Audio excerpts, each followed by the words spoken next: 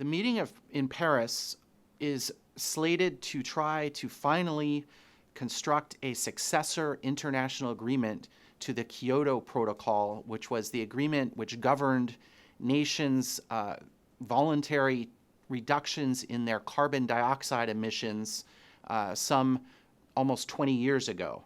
The Kyoto Protocol expired, but no successor agreement has been negotiated because the world's governments have met under the auspices of the United Nations several times and been unable to reach concrete agreements.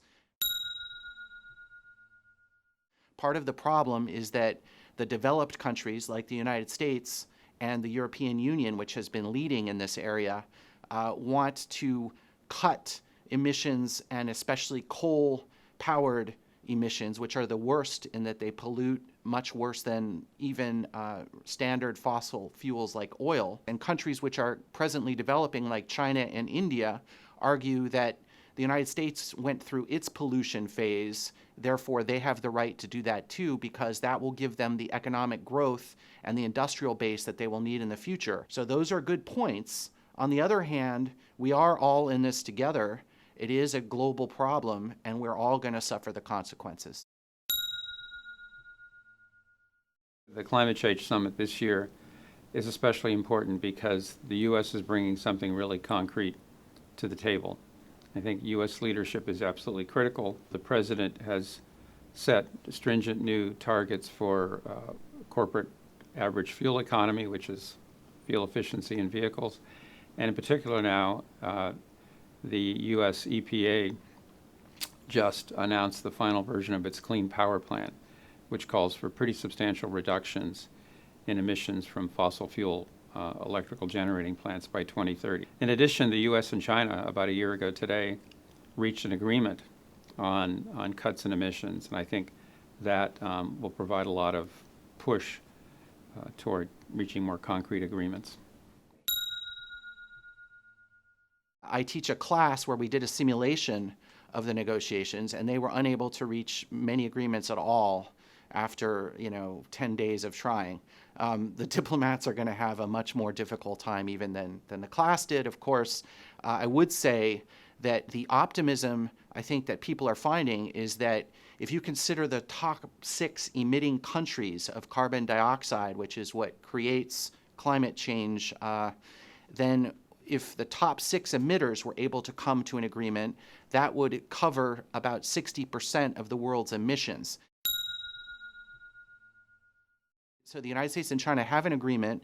It's not adequate, and it is not either going to get us to the 2 degrees C lower limit of climate change, but it is a very good start. And if we could get India and Russia and Japan and Germany also at the table to cut an agreement, a sort of unilateral agreement among 6 countries rather than a United Nations agreement, which would necessarily involve 180 or 200 countries, we may be able to achieve real progress.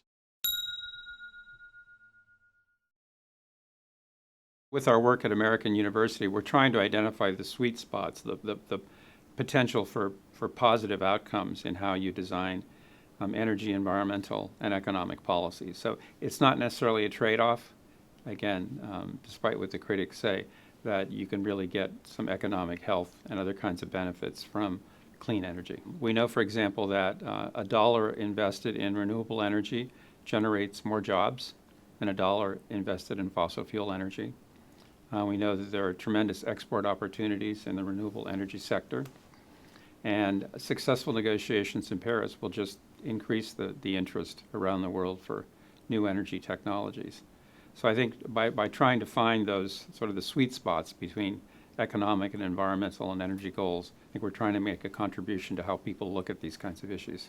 I and a couple of colleagues here, including the director of that center, have been studying what causes strong environmental policies among nations of the world versus what causes weak environmental policies in general, including climate change. What we have found is that vulnerability to climate change and to severe weather changes affects strongly a nation's environmental policy. And another factor which importantly affects national environmental policies is whether or not there is a substantial fossil fuel production industry in that country.